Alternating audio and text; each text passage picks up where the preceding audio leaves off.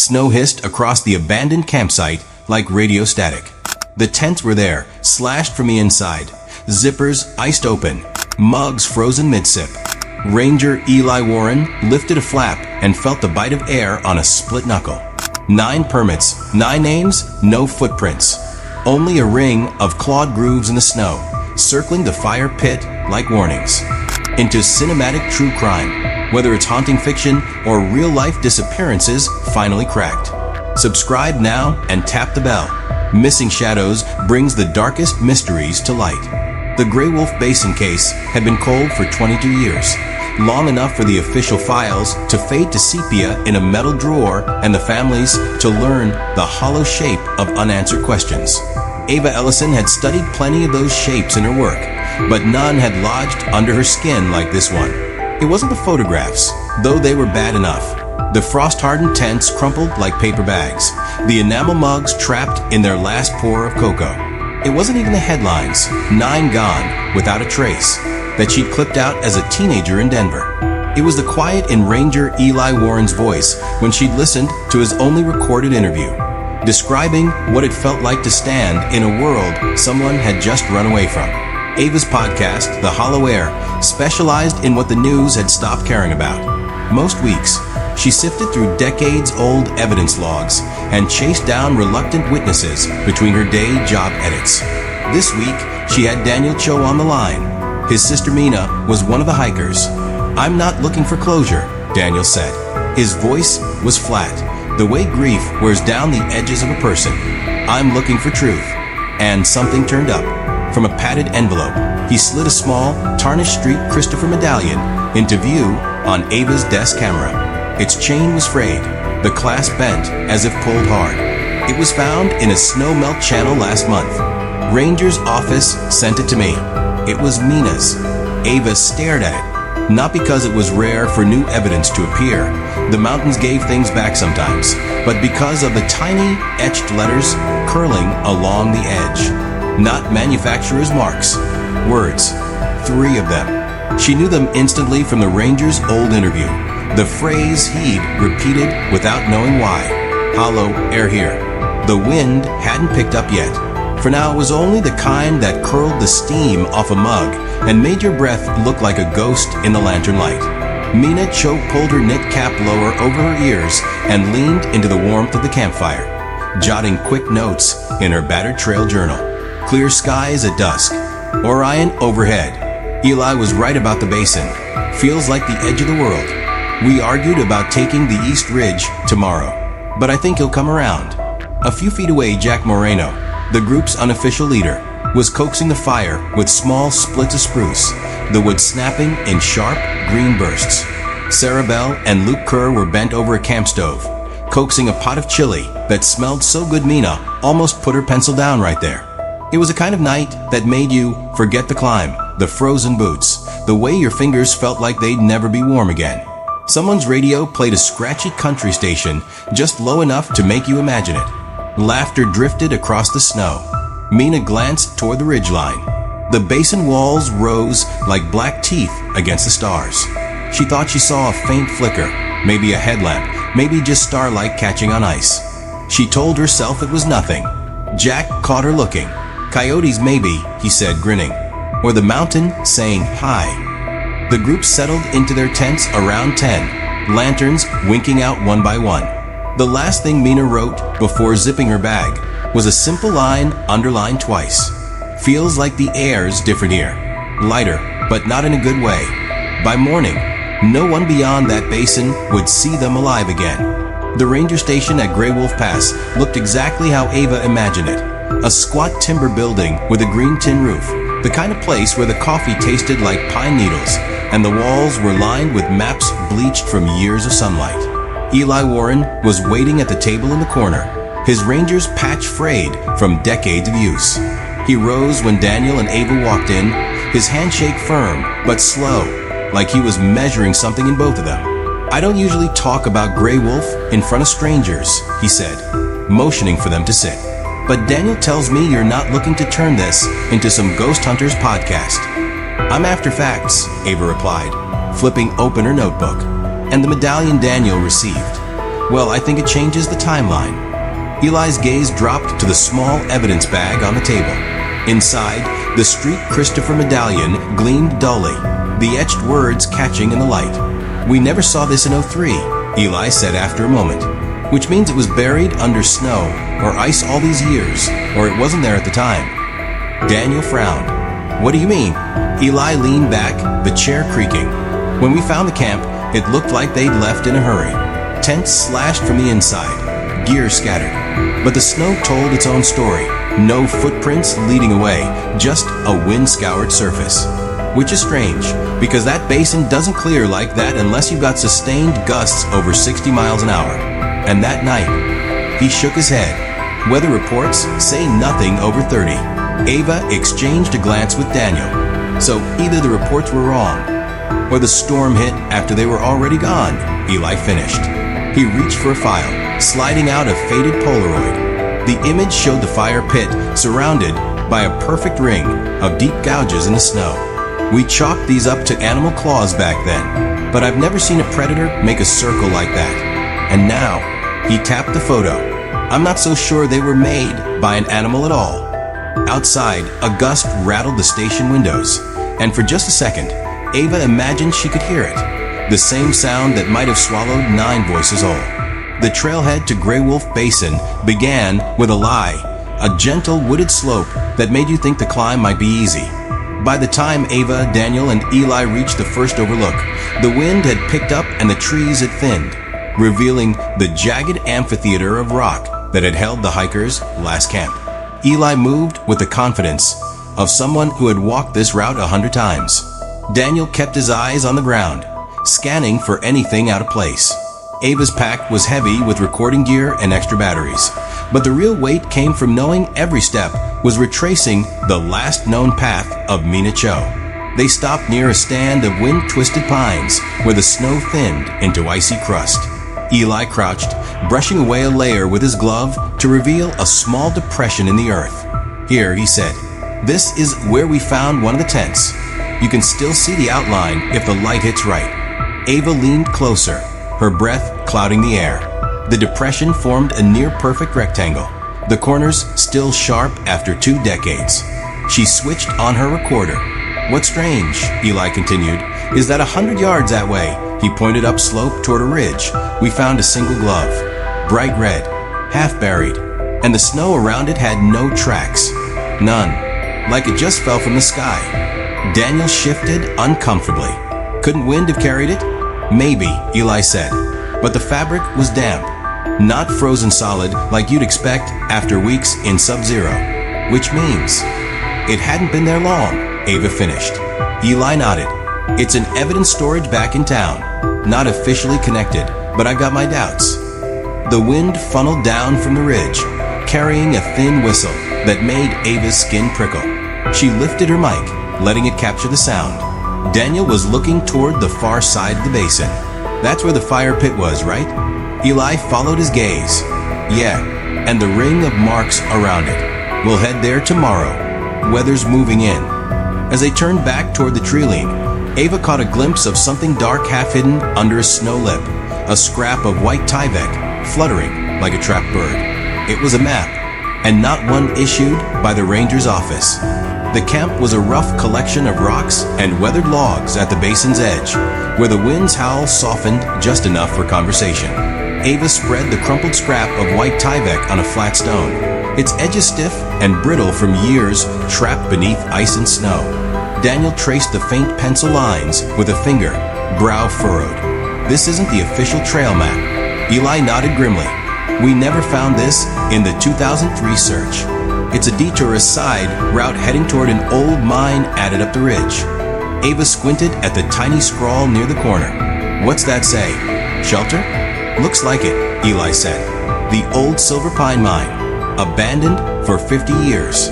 Hardly anyone goes near it because it's unstable, but it's the only place they could have tried to wait out a storm." Daniel's voice dropped. "If the group split, some stayed at camp, some tried for the mine. No wonder no one found them." Ava's recorder clicked softly as she spoke. "Has anyone ever gone back to check the mine?" "No, not thoroughly." Eli's eyes darkened. We thought it was too dangerous. Plus, it's off the permit route, a red flag that probably cost them their lives. A sudden gust rattled the stones. Ava looked up and saw the ridge's jagged teeth cutting a line against the gray sky. A low rumble echoed, or was it wind? She swallowed the unease settling in her chest. Tomorrow we find that mine. Daniel nodded, face tight with years of hope and fear tangled together. For Mina, Eli tightened his pack straps. And maybe, after all this time, the truth. Back at camp, the three huddled around a worn folding table beneath a weatherproof tarp, poring over photos and reports from the original search. Ava laid out enlarged shots of the campsite, tents slashed from the inside, gear strewn, half-packed backpacks tipped over in the snow. Why would anyone slash their own tents? Ava asked, voice barely above a whisper. Eli rubbed his chin. Panic. But what kind of panic? Bears? Avalanche? Nothing in the records showed signs of wildlife, and the terrain rules out slides that close to camp. Daniel flipped through Mina's journal pages on his tablet. Look here, she mentions a stove. Multi-fuel, used for cooking and heat. Eli's eyes darkened. That stove was recalled months before the trip. Faulty valves could leak carbon monoxide without warning. Ava felt a chill unrelated to the night air. Carbon monoxide, invisible, odorless. If they used it inside their tents to stay warm during a sudden storm, they could have been overcome. And if they realized it, Daniel said, voice tight, they'd slash the tents from the inside to escape the poison. Exactly, Eli said. But by then, some might already have been too weak to move. Ava stared at the photos of the slashed fabric. This changes everything. The group didn't vanish. They fought for their lives. But something made them split. Some went for the mine, desperate for fresh air or shelter, while others stayed. Daniel looked away. Mina always believed they should have stuck together. Fear and cold can break the strongest bonds, Eli said softly. Ava tapped her recorder. We need to check the mine tomorrow. It might hold the last piece of the puzzle. Outside, the wind picked up again, rattling the tarp like a whispered warning. By mid-morning, the sky had thickened, gray clouds swallowing the sun. Ava adjusted her pack as they climbed the narrow switchbacks leading toward the Silver Pine mine. The wind had shifted, cutting sharper now, snatching at hats and tugging scarves loose. Eli paused, scanning the horizon. This is the kind of wind that can change a person's sense of direction in seconds. His voice was low but steady. Mountain waves. They create invisible walls of air, pockets where sound bends, where even experienced hikers lose their bearings. Daniel tightened his grip on his trekking poles. Like what happened in 2003, Eli nodded. Exactly. Minutes later, the first flakes began to fall, fat and wet, quickly turning to sleet. Visibility dropped to a few yards. The treacherous ridge ahead was obscured in a shifting white veil. Ava's breath caught. We need to slow down. But Daniel was already moving faster, urgency etching his face. If the hikers tried to find the mine in weather like this, no wonder some never made it back. A sudden gust swept down the slope, carrying a low howl that seemed almost human. Ava shivered. The sound bent strangely around the rocks, creating eerie echoes that set her nerves on edge. They reached a rocky outcrop and paused. Eli pulled out his radio, trying to get a signal, but the static hissed and crackled. Then silence. We're on our own, Eli said grimly. The group huddled together as the storm worsened, snow swirling like phantoms around them. Ava thought of Mina's words. The air's different here. She felt it too, a hollow weight pressing against her chest. Daniel's voice broke through the roar. We have to keep moving or risk getting trapped. Eli pointed toward a faint shape in the distance, the rusted frame of a mine entrance, half buried in snow. Relief surged. There, Ava said. Shelter. As they approached, the wind funneled fiercely, howling through the attic like the breath of something ancient. Inside, the cold was sharp but steady. Ava flipped on her headlamp, its beam cutting a cone of light into the darkness. The air smelled of wet stone and decay.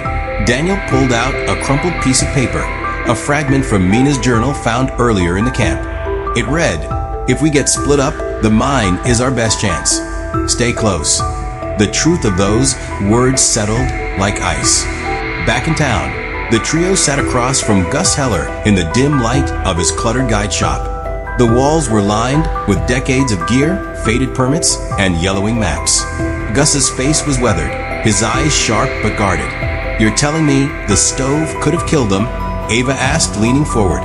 Gus ran a hand through his thinning hair. "The model they used, yeah. Valve leaks. Carbon monoxide. Deadly stuff. We pulled those off shelves just weeks before the trip. But word doesn't always get out to everyone." Daniel's jaw tightened. Why wasn't this mentioned in the original reports? Gus shrugged. "Liability. Insurance. You don't want to admit your product failed when lives are lost." Ava flipped through a file. "So the group might have used a faulty stove inside their tent during a storm?" Gus nodded slowly. "If they were desperate for heat, yeah. It's a kind of mistake anyone could make, especially if you're freezing, scared, and the wind's howling outside." Eli rubbed his forehead. "We missed it back then. The stove recall was under the radar. The team never thought carbon monoxide poisoning was a possibility." Daniel's voice cracked. "Mina, she must have felt it coming. The panic, the confusion." Gus looked away, voice softening. "I always wondered if they tried to warn us somehow. The medallion, the journal, maybe even that map. Signs we didn't see." Ava set her recorder down, eyes steady. "This changes everything. It's not just a story about disappearance. It's about human error, fear, and the mountain's merciless silence." Gus sighed, the weight of years pressing down. Truth doesn't always come easy, but maybe now there's a chance to finally honor them properly. The morning light was pale and brittle as Ava, Daniel, and Eli retraced the pencil-marked detour on the Tyvek map. The snow underfoot crunched, brittle from a recent freeze-thaw cycle, and the ridge above loomed jagged and unforgiving.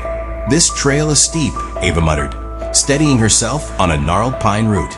"No wonder they risked it in a storm." Eli scanned the rock face, eyes sharp.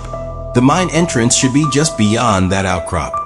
They pressed on, the wind a low drone now, carrying the faint metallic scent of rust and damp stone. As they rounded the corner, the gaping mouth of the silver pine mine yawned before them, partially collapsed, but still accessible. Daniel swallowed hard. "It's colder inside than out."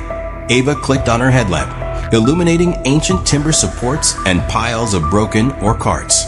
Shadows flickered along the walls, the silence so complete it pressed against her eardrums. Near the back, Eli knelt by a weathered wooden crate half buried in debris. "This looks recent." Inside, they found cracked cooking pots, a bent multi-fuel stove, and a small cache of personal items. Mina's journal, a scorched canteen etched with a message. "Stay together. The mountain is patient, but we are not." Ava's voice trembled as she read aloud. "They made it here, but not all of them." Daniel stared into the shadows. "The ones who took shelter in the mine, they never left." Outside, the wind howled louder, rattling loose rocks down the ridge. Eli exhaled slowly. The storm trapped them. The CO from that stove combined with the whiteout, it was a perfect storm of mistakes.